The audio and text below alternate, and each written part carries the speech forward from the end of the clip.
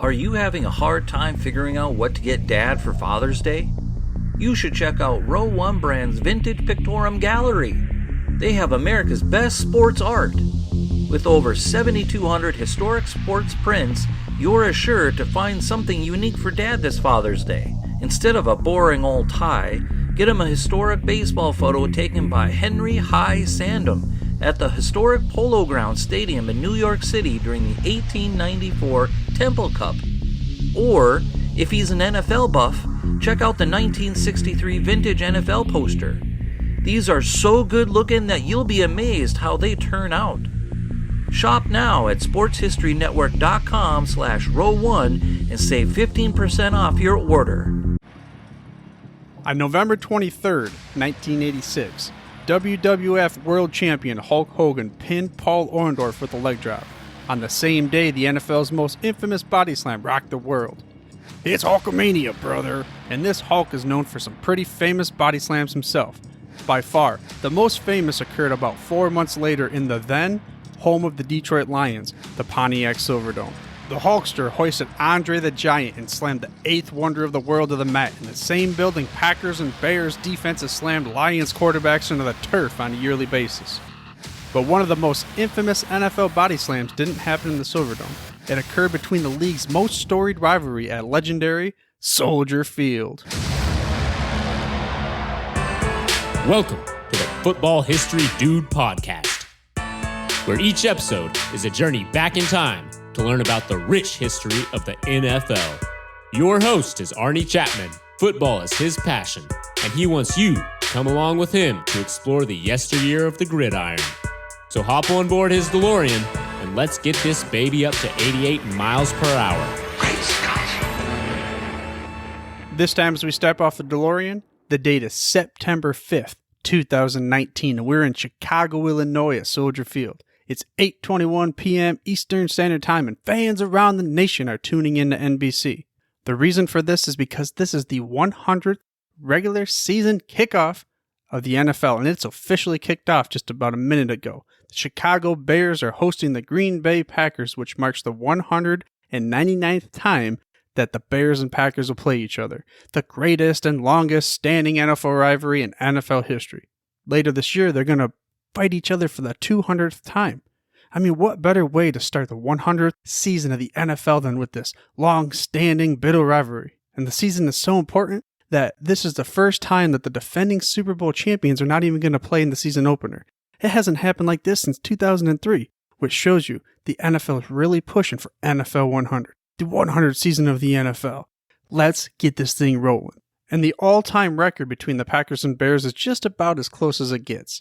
Now, the Packers do lead the series with 97 victories to the Bears' 95 victories with 6 ties between them. But that's, like I said, that's about as close as you get. So let's just think about it for a minute. If the Bears win both games this year, they could potentially be tied by the end of the 100th season of the NFL. And oh man, it's just a beautiful thing that we get to witness this rivalry Thursday night. Like I said, it's 8:21 p.m. Eastern. We are a little bit in the future for tomorrow's game.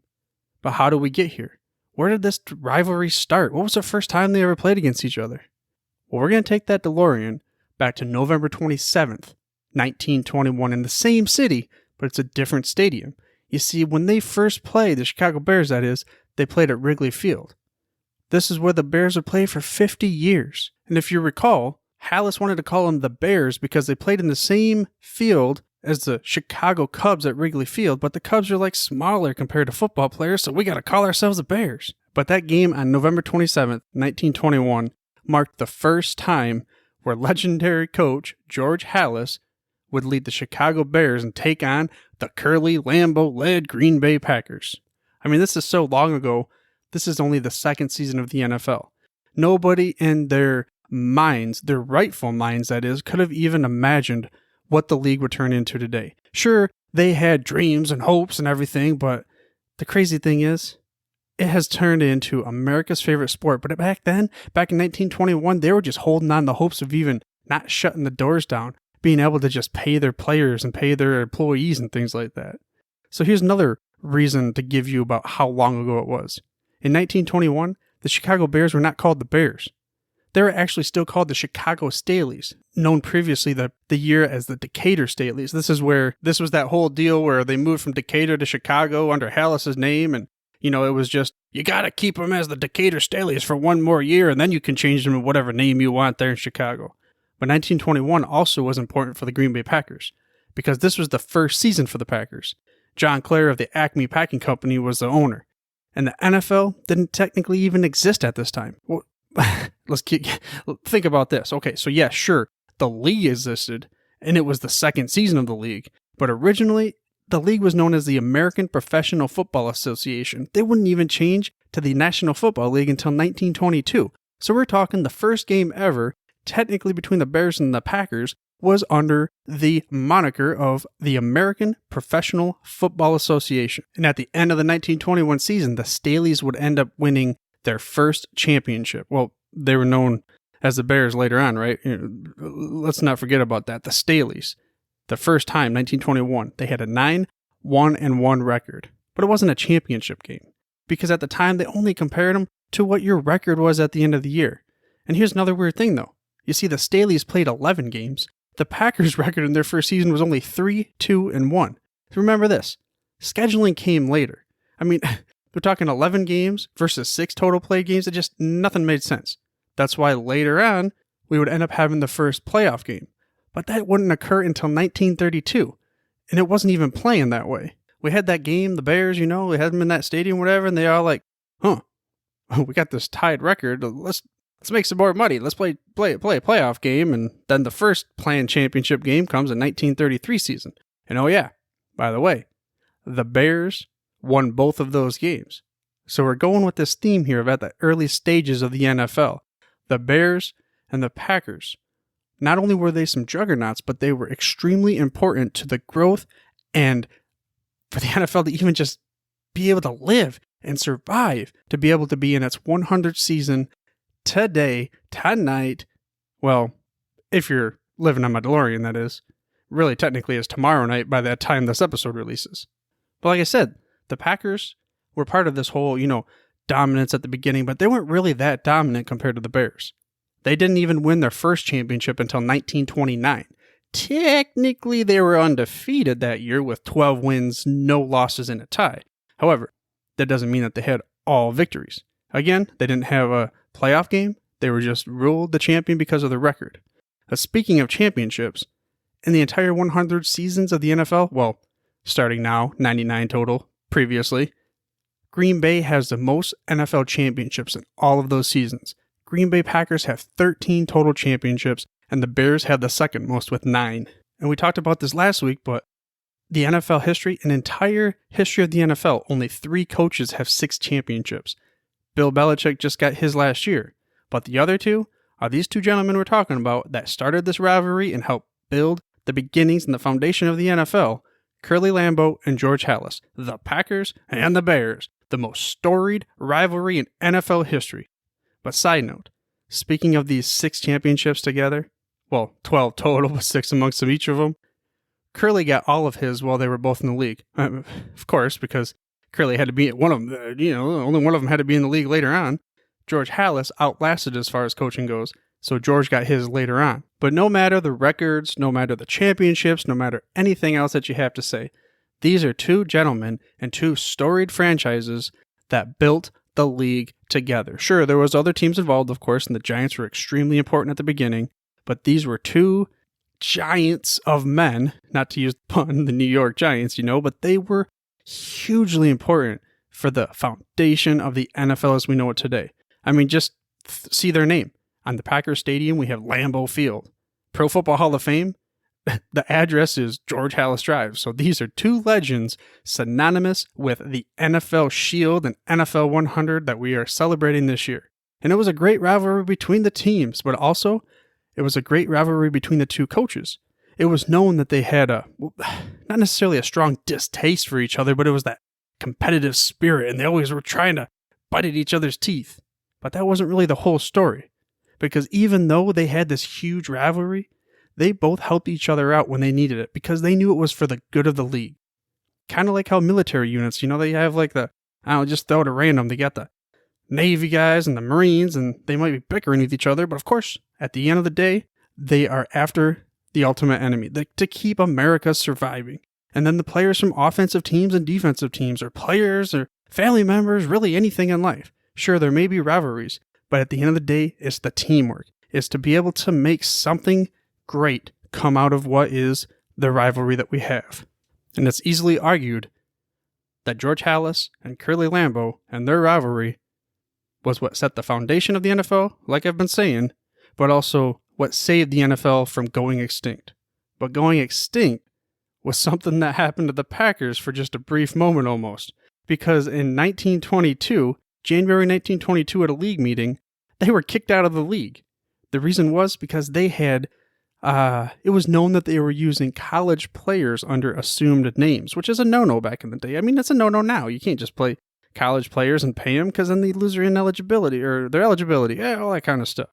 But it didn't really last long because they were reinstated that same year, June 24th, 1922. The kind of crazy funny thing is, it was said that Halas was the one that found the infraction, and reported it and everything. And then also, he was the one that helped convince the league and everybody else to bring him back in. So they were these guys that, hey, I have a chance to get rid of this dude, but at the same time, I understand that for the best of the league, we need to get them back in. But the favor would be returned on the flip side, because during the Great Depression, it was said that Lambeau loaned Halas $1,500 to make payroll. So it's kind of like, got to keep each other kind of going on. We want to keep this rivalry going on so we can keep the league going on. Then in the mid-50s, it was said that Halas helped rally the people of Green Bay to vote to build a new stadium, which of course, we know was later named Lambeau Field. And another thing that Halas did, which probably bit him back in the derriere a little bit, was he, with also the legendary coach Paul Brown, would end up recommending Vince Lombardi to the Packers. Now, we know that didn't work out a whole lot for the Bears and Halas and really the rest of the NFL, except for the fact that they helped survive through the AFL-NFL merger to be the victors and then win the first 2 Super Bowls. But also, it was said that Halas, along with other owners like the Mara family, they fought for the small-town Packers. They wanted them to be able to also get equal revenue sharing from the TV contracts, which nowadays is really the biggest thing when it comes to revenue. Because we know that Green Bay is not that big of a town. It couldn't really keep up as far as just plain old fact of the matter city revenues and such. They had to have other ways to be able to keep up with the league. And even though it was the black and blue division, they still had respect for each other. And overall, I do believe that the league would not exist if we did not have the Curly Lambeau and George Halas rivalry, 2 men that steered the ship for 2 of the greatest teams in the first 2 decades, and also, of course, later on. But this rivalry was so intense that it would help keep the NFL together and be able to help grow the NFL for the future. Now, NFL fans, you have these 2 gentlemen, of course, with all the players, associations, and every other person that helped the league at the beginning. But really, I want to kind of pinpoint here, we have Curly Lambeau and George Halas. And they were 2 that helped us lead to what we're going to see tomorrow night. The Green Bay Packers and the Chicago Bears playing against each other for the 199th time in the 100th season of the NFL. But it don't want to take away from the other great coaches, players, administrators, owners, and everything from the Packers and Bears rivalry, because it doesn't end with Halas and Lambeau. They just built the foundation. I mean, this is a storied rivalry that spans basically an entire century. And of course, things changed a little bit in 1950. This is the first year Green Bay had a new coach. Gene Ronzani would be there for a few years, and Lyle Blackburn, and the 50s were kind of a dark era for the Packers, but then Lombardi shows up in 1959. But until he was there, they only won 40% of the games. We know after that, the story changed, the script would be flipped, and they would end up having a very successful decade in the 1960s. But the Bears, they only had 2 losing seasons during that span, but mostly it was a high victory rate. Some of the other notable coaches for the Packers were Bart Starr. He came back to coach from 1975 to 83, and he had some success. Mike Holmgren also had some success. He was there from 92 to 98. Then Mike McCarthy was there from 2006 until last year. He had some up and down roads, just like most other coaches do, but he did win a Super Bowl. The Bears, After Halas stepped away, though, there wasn't a whole lot of consistency. I mean, coach here for there for a few years, just like how, the joke was with their quarterbacks there for a long time. But in 1982, that's when Mike Ditka took over. And we all know what happened there. That was a pretty dominant kind of decade there for the 80s. And of course, 85 considered one of the best teams, period, of all the 100 seasons of the NFL. Lovie Smith also had a fair amount of success there, leading the Bears to a Super Bowl. I mean, they lost, but still, he was able to lead them there that year with really nobody at quarterback. And all of the years, the teams have played so many games. They've had so much success. Ton of championships, like I said. You've got the playoff games. But speaking of the playoffs, they only played each other 2 total times. 2 total times in the playoffs in the almost 100 seasons of their existence together. The first time was in 1941. This was a week after the Pearl Harbor bombing. Now remember when Matthew Algeo interviewed where he was talking about how the fans were listening to the Chicago game on the radio and that's when they heard about the bombing? Well, the Bears the next week would end up beating the Packers for the playoff game 33-14 en route to then crushing the Giants in the 1941 championship game. And the second time they played each other was almost 70 years later in the 2010 NFC championship game. This was when the Packers beat the Bears 21-14 en route to defeating the Steelers for the Super Bowl trophy. And I personally hope they don't face each other this year in the playoffs because that would basically mean that my boys and Lions didn't get in. But that's not for now. That's not for us to decide. That's for Mr. Patricia to go get on the field with his boys and just take down the division hopefully this year. Because I've had enough of having to talk about the Packers and the Bears and the storied rivalry and all their successes. But let's not let the host dwell on this. Let's move on. Because there's a lot of other memorable moments in this history. Now, there's no way I can talk about all of them. I'm going to go ahead and go over a few of them. I'll include links in the show notes for these memorable moments and others for, which ways you can go ahead and learn more about them. But by the way, you can get to the show notes through your podcast player of choice or by heading to thefootballhistorydude.com. Again, that's thefootballhistorydude.com. I also ask that you subscribe for free to this show by mashing that little subscribe button in your podcast player of choice. That way you get the hottest, freshest out the press episodes each and every week. Well, let's get into those memorable moments between the Packers and the Bears, the long storied rivalry, going back to 1924. There are all indications that this was the first time ever when players are actually ejected from a game for fighting. Bears end Frank Haney and Packers end Walter Voss, they got into a brawl right before halftime. It wasn't necessarily the first time where the two teams really wanted to go toe-to-toe with each other, but it was the first time supposedly where the players got kicked out for fighting. And then also in the 1926 rivalry game, Haney was ejected again. So I'm wondering, was this the beginning of the black and blue division? Well, we talked about also the 1941 game earlier, the playoff game, back after the Pearl Harbor attacks happened. But this was different because it was cool in a way. I mean, not cool that the Pearl Harbor bombing happened, but it was cool that the stadium was bursting at the seams with fans coming out to watch the rivalry. It helped the Americans through a tough time. The same thing happened 60 years later on 9/11. We'll talk about that more next week. But it goes to show you how fans gravitate to their teams and to their league, and why the NFL is currently starting the 100th season of the NFL. Another game that was kind of uniquely different was in 1964. It was called the Fair Catch Free Kick game.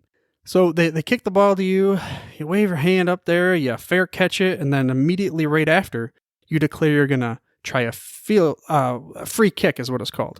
I mean, there's no snap or a tee. It's just a kicker where he's going to just try to kick it through the uprights. You can either have the guy hold it with his finger. From what I gather, you can punt it through the uprights as well. I think it's kind of more of a rugby style because that's how they used to kick. They kicked a lot of their points and stuff. You take the ball and they punt it through the goals and all sorts of different kind of rules that are pretty close but a little bit different there, back with Walter Camp making some changes and his boys.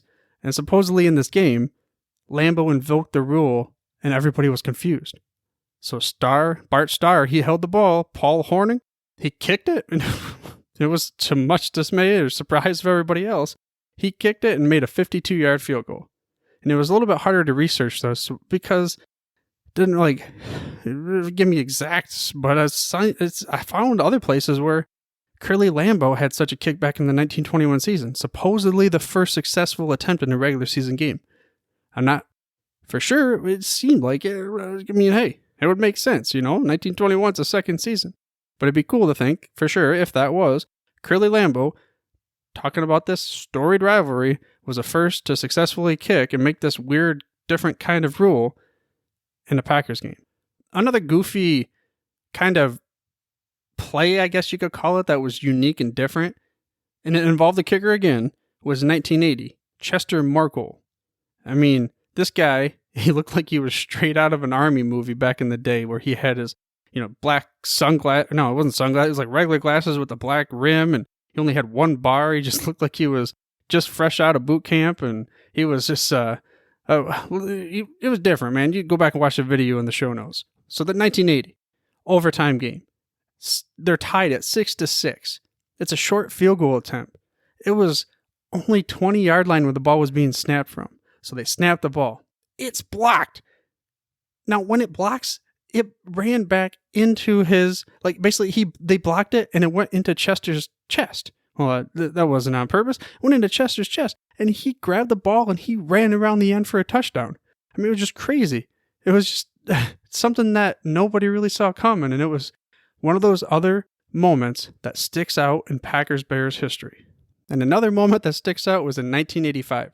1985 was known as the year that the Bears were dominant. But between the Packers and Bears, a big moment was this was the first time where William the Fridge Perry, he scored his first touchdown on a 1-yard plunge. Now, I swear in the video, I saw it looked like it was Bill Murray talking on the camera. I don't know for sure. Got to go back in the show notes and see if that was him or not. I mean, I could be mistaken. But still, this was a behemoth of a dude. Like, the fridge for real, because it's like he ate the whole fridge kind of thing. 1986 was the next one. This was after the whole... He got some heated rivalries, look really there deep, because we're talking about the two coaches. This is what they called the Charles Martin hit list. Martin played for the Packers. Before the game, he was seen waving a white towel with players' numbers from the Bears on it. We're like, what? That doesn't make any sense. These are the players that he planned on taking out of the game, Jim McMahon, Walter Payton, Willie Gout, and some more. They were the reigning champions. The Bears' dominant 85 run the year before. It kind of was like, dude, at least when the Saints had Bounty Gate, they kept it hidden in the locker room and they would have the whole, they'd give the bounty money or whatever, but they would just be waving around on a towel. This would not have been as memorable of a moment, though, if it wasn't for the huge blow that happened. Jim McMahon, he tossed an interception. We're talking a long time after the play, after he threw the ball. Charles Martin's just kind of like lurking in the back. He picks him up and he proceeds to straight body slam this dude into the turf. Maybe he was auditioning the WWF. I don't know, just like what we were talking about, the body slam that I referenced to in the intro. Martin would then receive a 2-game suspension. This was the first time that anybody in the NFL received a multi-game suspension, that is, for an on-field incident. And supposedly, Martin never even apologized or even acknowledged that he had wrongdoing. A quote from Ditka later on said this: "These things were after the play, after the fact. So either you are coaching that way or your players are stupid. That's what I'm going to say. In this case, I believe they were coached. That's why I never got along with Forrest Gregg. To this day, I don't respect him for that reason." Now, Ditka played for the Bears during the Lombardi era, and Gregg played for Lombardi. So this was, essence, the rivalry where it started back in the 60s and coming into the 80s full circle. However, I don't know how much of it really had to do with that, but we'll just go ahead and let everyone else speculate. Because in 1989 was another, infamous game, I guess you can call it, where it was Don Magic Man Mikowski, where he scrambled around. It was 4th and goal from about the 15-yard line. Magic Man pulled another magic trick bunny out of the rabbit, and he scrambles around. He tosses a touchdown to Sterling Shepard, and everybody's, yeah, woohoo. But then you got this flag on the field because the ref had imagined that he had stepped over the line of scrimmage. The article that I saw said that they were deliberating over it for 4 minutes. And then finally it was overturned. Packers win. So it was kind of like you could call it the controversial game because of what was it really, I don't know. But in 2014, this was no controversy. Aaron Rodgers, 2014, he threw for 6 touchdowns in the first half against the Bears. I mean, this dude, he was straight up, still is straight up, the Bears killer, the Bears trap. But with that being said, this is by no means considered to be an all-inclusive list of all the great moments that have happened in the legendary Bears and Packers rivalry. I mean, there's so many that are out there. It's impossible. We could go on for days and days. Speaking of that, I mean, I'd like to hear if you have a favorite Bears-Packers rivalry or even any other favorite football moment out there. If you would like to share yours to be played on the show, head over to myfootballmoment.com. But tomorrow night, we're going to finally start the regular season with the 199th game in the longest rivalry in NFL history. The Green Bay Packers are going to trek into Soldier Field to take on the Chicago Bears at 8:20 p.m. Eastern Standard Time, which you can watch on NBC. But this is only part of the reason why tomorrow is so important, because tomorrow night marks the official beginning of the 100th season of the NFL. I hope you enjoyed this week's episode of the Football History Dude and were able to gain some gridiron knowledge nuggets of the most storied rivalry in NFL history. If you enjoyed the show, I ask that you please share it with one family member or friend that has not heard of the show before. And as a Detroit Lions fan, yes, you can even share it with a stinking cheesehead. But now next week, we're going to take a look back to the 9/11 bombings that changed the landscape for Americans and other people around the world forever. But more specifically, we're going to dig into how the NFL helped Americans through this crisis and many others throughout history. But for now, dudes, I'm through if you're through. Thank you for listening to this episode of the Football History Dude. To make sure you're the first to get the next episode, please subscribe on your podcast player of choice and head on over to thefootballhistorydude.com for the show notes and more information on the history of the NFL. And remember, dudes, where we're going, we don't need roads. We here at the Sports History Network proudly partner with 26 podcasts, all revolving around the history of sports. But did you know that many of our hosts were sports history authors way before they started their shows? It's true. We've got Joe Ziemba, host of When Football Was Football, Joe Zagurski, host of Pro Football in the 1970s, Mark Morthier, host of Yesterday Sports, Tommy Phillips, host of Lombardi Memories, and Scott Adamson, co-host of From the 55-Yard Line. All these authors have many books for you to choose from. To check them out, go to our website at sportshistorynetwork.com/sportshistorybooks. Pick up your copy today. Soundtrack provided by Kevin MacLeod of filmmusic.io.